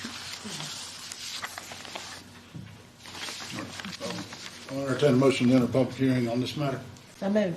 Second. All in favor? We're now in public hearing on this text change and text change to the zoning ordinance. And again, as Mr. Elam stated, it's changing the parking requirements for apartment units and dwelling units. Any questions of Mr. Elam from council? I have one. I know that once we change the ordinance, it's going to apply to any new developments, correct? There's a phase 2 on West Academy Street to those apartments. They plan to build on the other side of the street. I think it's 25, 30 more units. It will apply. Yeah, it'll apply, but the development at the Dora, which really brought this to our attention, they do have enough property at that site to go by this new. Correct. This new. That would be correct. Okay. And they would still, to answer your question, they're proposing 107 total apartments. Right. 80 of them being 1 bedroom. I think 14 of them was 2 bedroom and 13 of them was 3 bedroom. So with 107 total apartments, if we go to the new form of parking requirements, it would be around, I think, 174 parking spaces that they would have for 107 apartments, which is more than enough in my opinion. Under our current rule, they were going to have over 200 parking spaces for 107 apartments, and with most of them being 1 bedroom, that does seem very excessive. And we got the same complaint from the apartment complex on Capitol. Is that our ordinance as it reads now was excessive compared to other places. Right. They just happen to have more land out there, and it wasn't that big a deal to them. Now, I'm gonna throw one more curveball though. Anytime you start looking at this, Mayor Strapp and I were talking about it, and things come up, and you start thinking, well, what about this? What's this happening? And when we got a little concerned talking to Mayor Strapp, is let's say somebody comes in. I don't think this will happen, but it could. let's say somebody comes in and they want to build some apartments or multifamily development, just like the ones on Depot and Academy, there at the elementary school. I'm wanting to say there's only 5 doors, 5 apartments, 5 units there, but they're all 2-bedroom. So under our new amendment, they have 5 apartments, 10 total bedrooms. They wouldn't be even required to have 10 parking spaces. They'd only have to have 8 or 9 or whatever it comes up to. So I talked to Yancey about it, and what we were looking at is putting a clause so if a small complex chooses to try to build a multi-family development, that if it's less than 10 units, the zoning director will be required to sign off on off-street parking requirements. That way, if somebody comes up and they want to build just 5 units, they're going to have at least one spot for every bedroom, if it's that small a number. And that way we overcome potential problems down the road. Yeah, and that was just totally in an effort, and that came up at the planning and zoning meeting about this, totally as a stipulation or an effort to minimize or eliminate on-street parking. You don't want to attend, some cars on the road as much as you can. But again, every situation is going to be different, and satisfactory resolutions to those are going to be different. Richard brought up another point today too when we were talking about this. Is these requirements are just regular parking space requirements. This doesn't include your handicap. That's correct. But there again, you might have somebody try to build a 5-unit apartment complex, but nobody's there is handicapped, so they can't park in those places. So we can have issues there. That's why anything less than 10 doors, we'd like to have it to where the zoning director can look at it on an individual basis. And we can Makes sense. Okay, anything further, Mr. Eden? No, sir. Anybody here would like to speak to this issue? We are in public hearing, and you're welcome to speak about this tax change to our ordinance. So, one way to simplify it would be to make this ordinance as it's presented applicable to any multifamily dwelling units 10 or more. So if it exceeds 10 or more, then this new ordinance will be applicable. Okay, and if less than 10 would revert to our existing text and ordinance requirements. Correct. Right. Okay, does that make sense to everybody? Yeah. Council? It does. All right, anyone wish to speak or have questions about this item? Hearing none, I'll entertain a motion to exit public hearing. Motion to exit public hearing. Second. All in favor? Aye. We are now out of public hearing, and I'll entertain a motion to this text change. Make a motion to approve the text amendment with the stipulation of it being multi-dwelling of 10 or more. Second. All right. Second? Second. Any discussion, questions? None. All in favor? Aye. Thank you very much. Quick change. And moving on, we now have a consideration to adopt a capital improvement plan, and we have Jerry Twiggs with us, and I believe David, is that correct? Hey, guys, thank y'all for being with us tonight. And Mr. Dalton, do you want to set this up? Yes, Mayor, Council, Jerry Twiggs, they've been working very hard over the last probably 2-3 years, I'd say. If you recall, we received an AIA grant for $300,000 to start a study on our water system and our sewer system.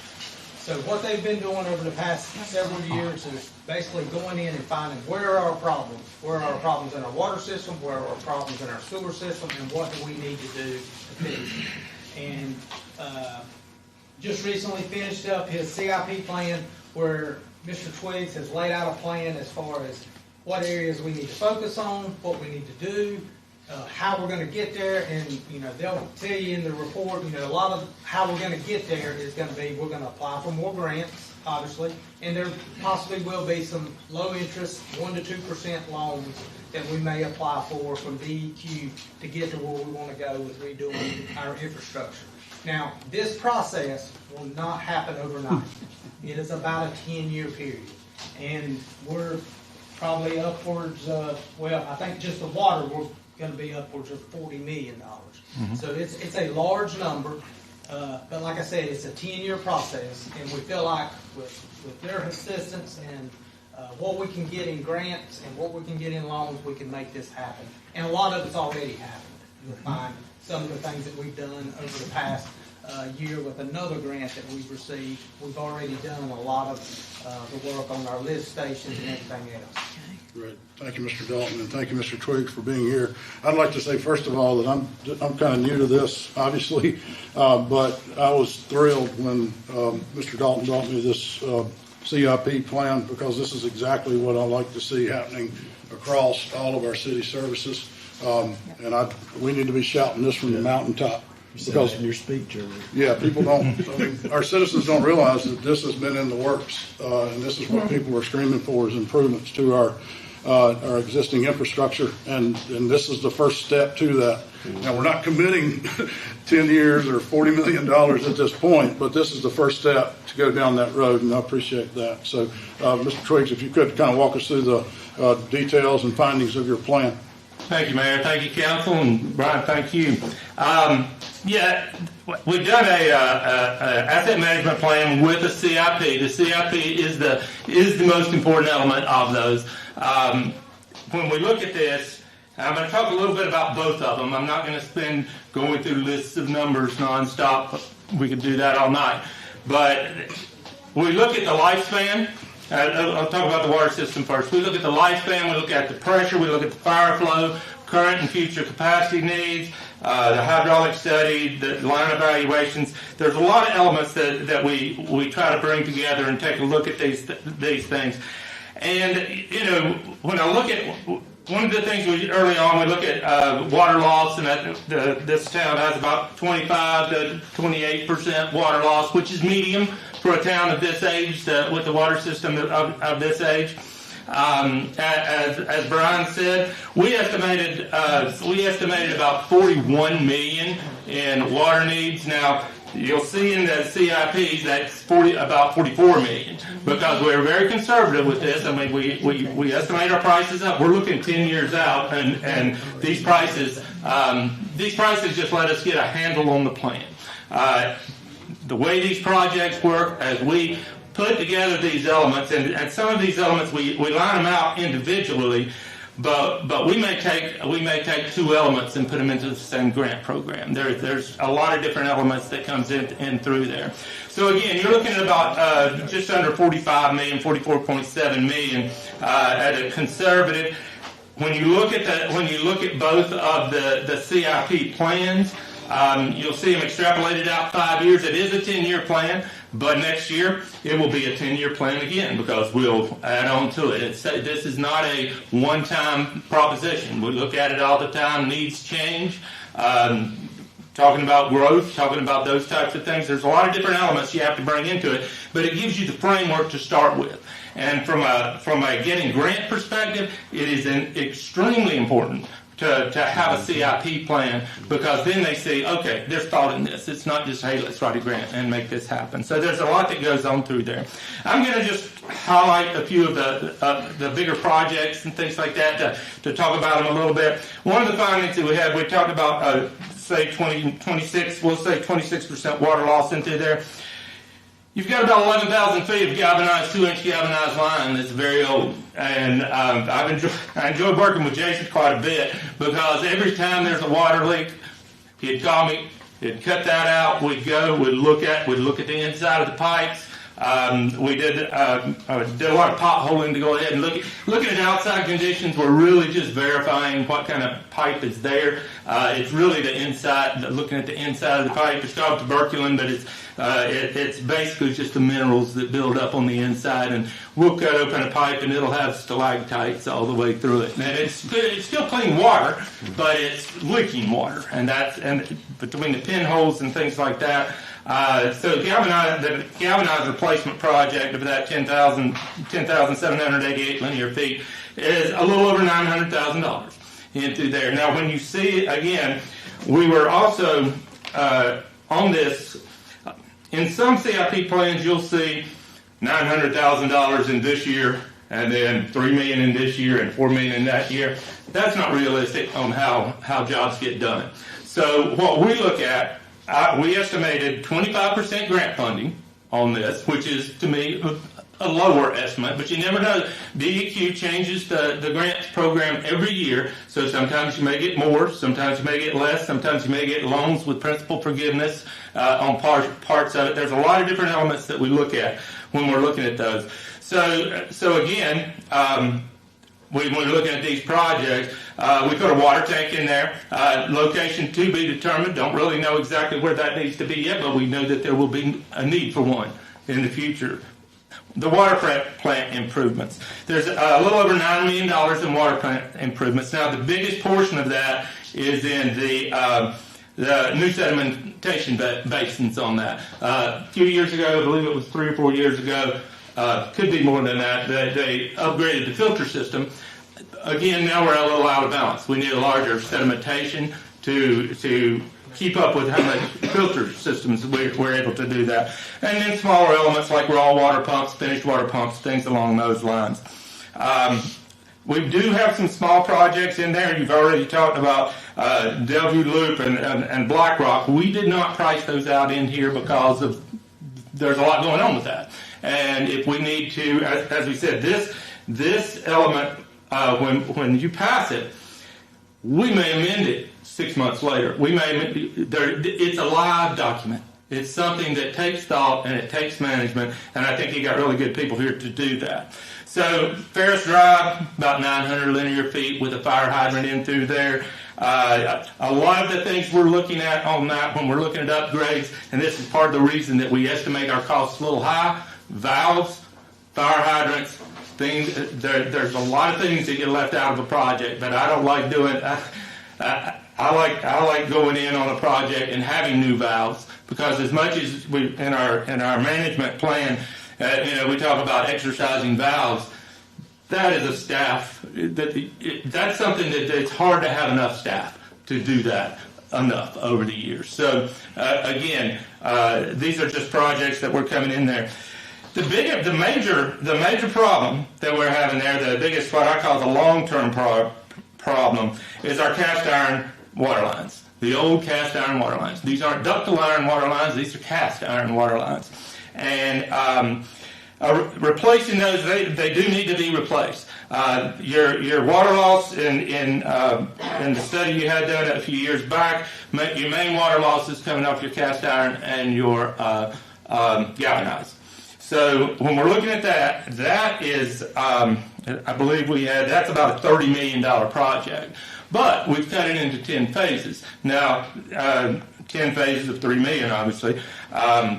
So when you're looking at those, you may not get one, you may not get it every year. And you may have to push out a section 1 year. But you're prioritizing your sections, and you're really looking at it. That's why it's key to work with the staff, and you don't make these choices in an office somewhere. You talk to the folks that are out there, you track where your problems are, and you make the smart decisions as you're putting those in. So those are the major aspects in the water system that we're looking at. Again, both of these that we're talking about, we're saying 25% grant funding on that. There's a few projects, you'll see there's a few minor things, I think PFAS and some things like that may only be in there for like $15,000, $16,000, very small elements. I like using my capital, my CIP, if there's things that are coming, testing and things that need to happen. I want to know about it, because I can easily bring a $15,000 issue into a much larger grant, but not if you forget about it. And so to me, I look at this as a catalog of my problems and a catalog of the things that I need. And if you look at it that way, you're always going back to your CIP to say, okay, how can we adjust these elements in through there? So again, your hydraulic study, I'm not going to talk too much about Delview or Black Rock, but those elements those two areas came up on the hydraulic study of the potential low pressure issues in through there, and not telling you anything that you know. But depending on what decisions you make on that and the way that shakes out, if we need to amend something into it, we'll do it. That's like I said, it's a live document when we're going through. Now, I'll switch over to our sewer system. The sewer system that has a, excuse me, it shut down on me here a second. That should be page 31 on your computer. Okay. You're looking at about $8 million, an $8 million cost on there. Again, you know, when we say it's borrowed funds, when we're looking at theirs, it's 25% assumed grants. We say borrowed funds, but there's a lot of ways for that. That may be the sewer improvement plan. There's a lot of different ways you can bring those elements in now that you kind of know where your prices are. The top priority that we found off of there is that Ballard force main. The Ballard force main, we've got it in there just under $3.5 million. It's 26,000 linear feet of 12-inch PVC pipe. I'm sorry? It's cast iron right now. Oh, yeah, I'm sorry. It will be replaced with 12-inch PVC pipe. Yes. Sorry about that. So these things roll together. We've decided, and this is something that we'll break out as we go later on. But there's the very first project is pump station, various improvements, and made some good improvements on several of your pump stations. But the Ballard pump station upgrades will need to follow that. I mean, it's just you don't want to put a new pump station on the old force main without taking some serious look at how that comes in. Now, the rest of the force mains are they're lumped in there. They're smaller projects. I think they range from about $690,000 to about $16,000. Smaller projects. A couple projects we put in there that'll just be done with city funds as things happen, because this is not an operation maintenance program. You're going to have plenty of leaks and things that are going to have to be fixed in the meantime, and this doesn't address those. But in areas that we know that something needs to be done, we went ahead and identified those, especially on the pump stations and through there. The other big issue that we have on here is the vitrified clay pipe. The old pipe. It's a challenge. It's a challenge with that. We've proposed to reline that and not. In a lot of cases, it's cheaper to reline, and that.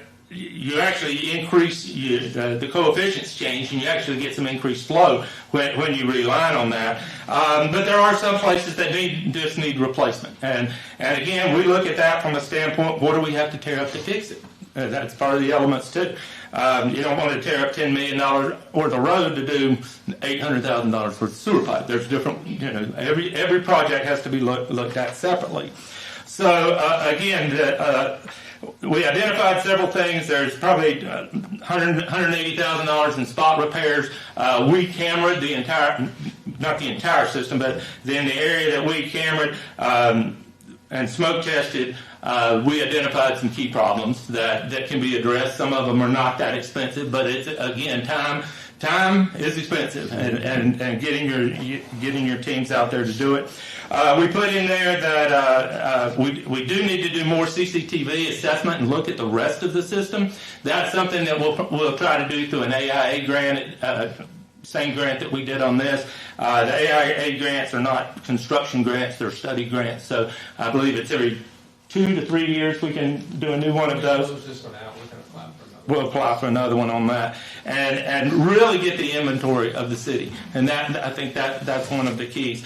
And as I said, when you're looking at these, and I'll be getting Brian and his staff all the background on this. I mean, from the cameras, we've got videos of all the pipes and all the problems, so that they can go in when they go into a fix, and they can go see what the problem is in through there.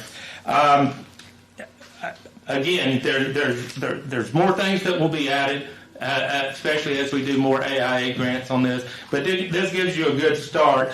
And when you're looking at the actual CIP plan, as you can see, there's a start year on these. Now, these are just estimated start years, because this is part of what you play with when you're doing your budgets and you're looking at that. Because again, we just did a start year, because the year after the start, if you ended up borrowing those funds, it shows you what your debt service will run. And to me, managing your debt service is a much more effective way to do that than say, let's save up and do this one project, and then save up and do this one project. There's reasons to do both of those. But again, it's just active management on those. Your REA, your Todd Dellingers, your Cedar Street, those lift stations, pump stations are in very good shape, and that shows the work that has been done. Again, it's just a matter of identifying problems as they come up. And as you were talking about with growth, that's the thing to watch on there, because you got to have capacity in through these, and to anticipate those. That's something that a back-looking study doesn't do. We look at the history, we look at this current situation, and then as best we can, we try to look into the future. But as you shape that future, then it will have CIP impacts. And we'll be happy to work with you. Brian can take a look at these and see how these things drop in. But we're going to, we'll work with Brian and pull out what priorities are. And then next round, which would be in the spring, but we'll try to get in a cycle of grants. And the nice thing with starting with a good CIP is, from a state's perspective, they see the story and how it will lay out, and how how the improvements will build on themselves as they go through. Is there any question on any of this? Probably so, but coming out sewer lines is a pretty fun thing to do. So I can understand it, but thank you for. We've got to start. That's the thing. We've been fixing a lot of bigger issues, but there's a lot out there that really warrants it. Well, this gets you. You'll always be in somewhat of a reactive mode, because that's the nature of it. Sure. But you got to go beyond that, and this gives you that good start for that. And Brian, in each budget year, you will be looking at this, and with our existing debt service, I don't know exactly what our existing outstanding debt service is. Right now, our debt's pretty low.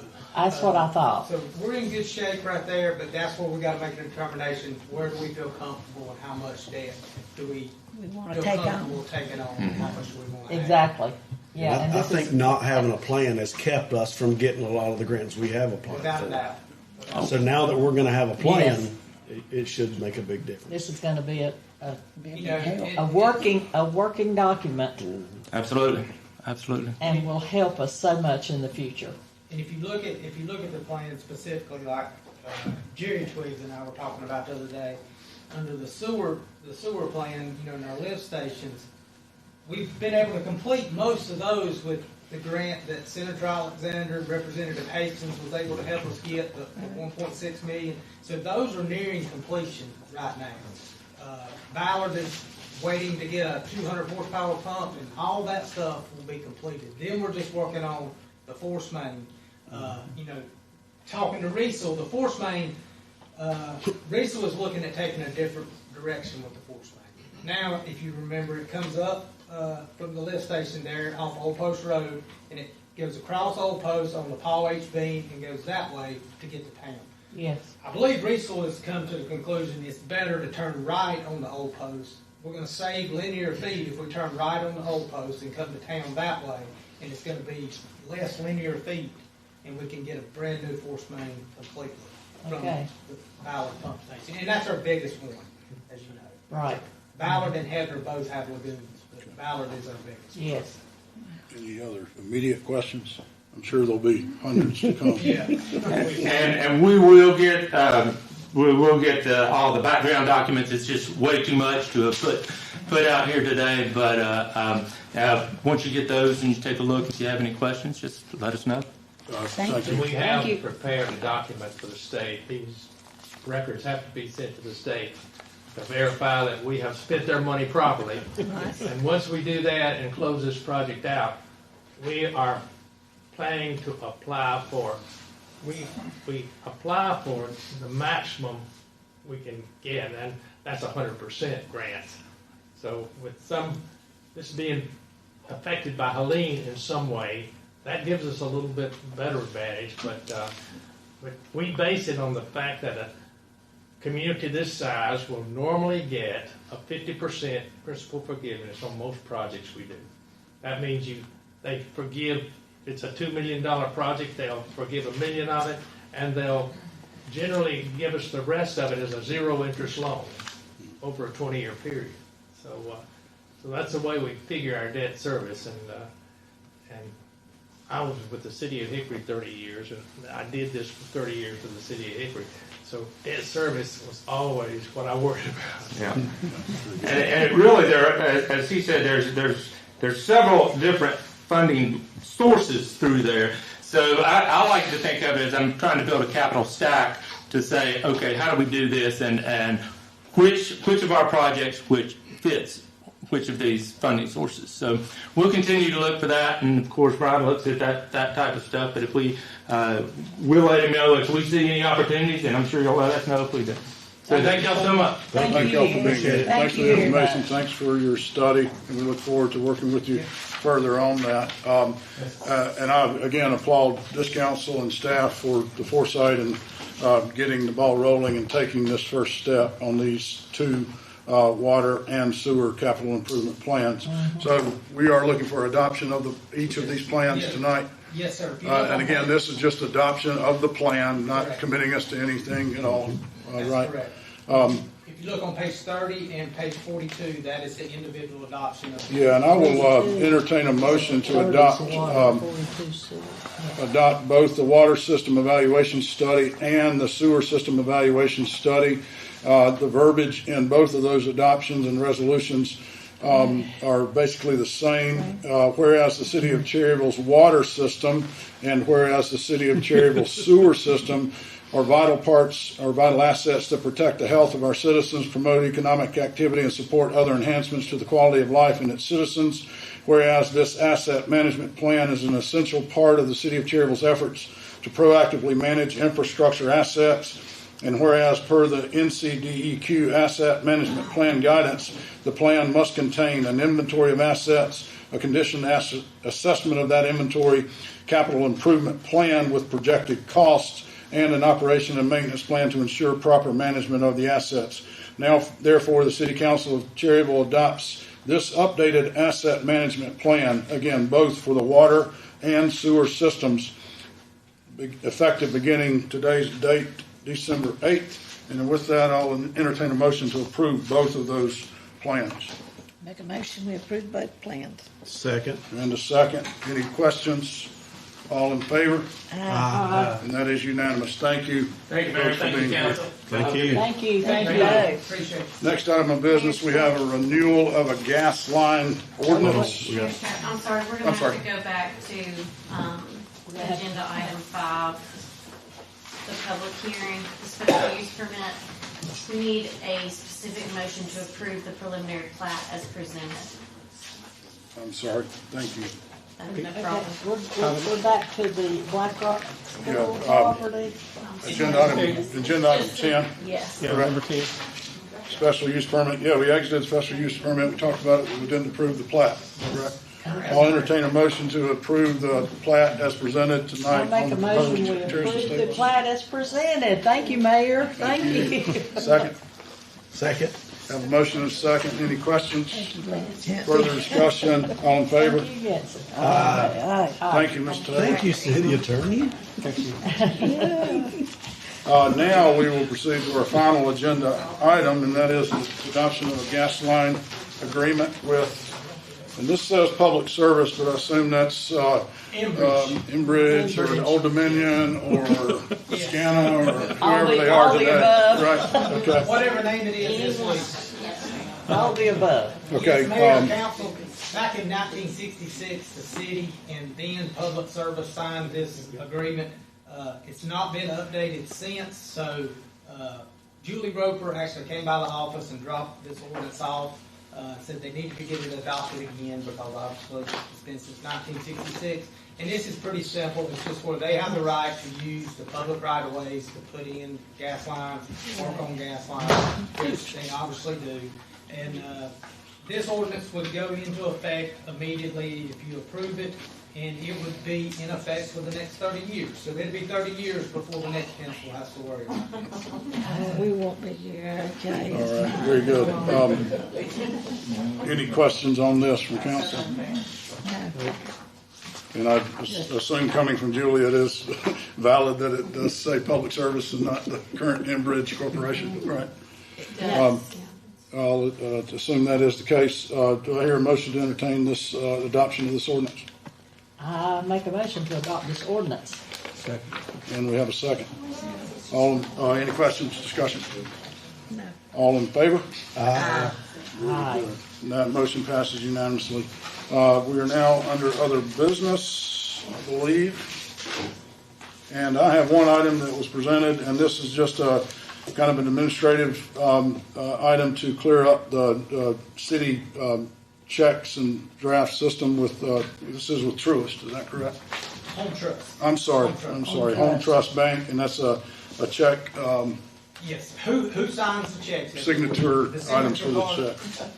As you know, with Mayor Bean coming off, Mayor Strapp coming on, we have to all do the signature card again. And I put a copy of the sheet of paper there on your desk. The only person that is by statute required to sign these checks is the finance director, which is obviously Dixie Wall. So my proposal is that I think we were going to try to do it tomorrow, and if you remember, we all have to go do it on the same day. So my proposal would be that Dixie, myself, Mayor Strapp, and our city clerk, Mary Beth, go to Home Trust tomorrow, sign the signature card, and then that would be the 4 individuals that would be allowed to sign checks going forward. Okay. All right, any questions? Mr. Dalton? Do I hear a motion that we allow Dixie Wall, Brian Dalton, Wade Straub, and Mary Beth Tackett to be on the signature card for our checking account at Home Trust Bank? Second. Second. Motion second. Any discussion? All in favor? Aye. And that is unanimous. Do we have any other business to come before council this evening? Only thing I wanted to make you aware of is basketball does start tonight. They're playing tonight. First game for today, starting at 5 o'clock. Did you get the scoreboard working? Scoreboard's working great. Yeah, we had to go through that. So they'll play typically 4 games a night, except for Wednesdays. They'll play, every other night, Monday, Tuesday, Thursday, and Friday, and then some Saturdays. We have 25 teams this year, up to 204 kids. So we have about 3 teams more this year than we had last year. Great. So Fantastic. Good deal. 4 more teams. You're being corrected by our recreation director. I'm sorry. Help me out. 4 more teams than we had last year. Great job. So, like I said, they started tonight. I have all intentions that's going to be another successful season. And after basketball ends, we're probably going to try to look at doing a volleyball season. Volleyball, very good. Very good. The other thing is, last week they were scheduled to start paving some of the roads that we've talked about. Black, over there at the recycling center, West Carroll Extension, there near Modern Polymers as you go into Westgate, and then Academy from Mountain Street all the way to Paul H. Bean. Last week they didn't get to start because of the weather, of course. It was so cold and rainy. But they are going to try to start this Wednesday. Now they're going to start on Black Street over at the recycling center, try to get West Carroll, and then they'll eventually start on Academy. And they'll do 1 lane all the way from Paul H. Bean to Academy, and then turn around and go back the other way. Okay. And I anticipate probably 2 weeks, depending on weather. Great. Thank you. Any other business from staff? Please look at Main Street on a couple of those really, really bad places. I promise we're going to look at all of them when we get this done. And we'll pay this bill, and then we'll start looking at some more to do, because we do have some more funds that are allocated towards paving. That's what I thought. Bug in CDOT for help too on 150. Some of us are going to get a ticket trying to dodge them. All right. Any other comments from council? Business to address? If not, I'll entertain a motion to adjourn. I'll make a motion to adjourn. All in favor? Aye. Thank you very much. Thank you, folks, for staying with us. Please, if they're still here, join us for the reception next week.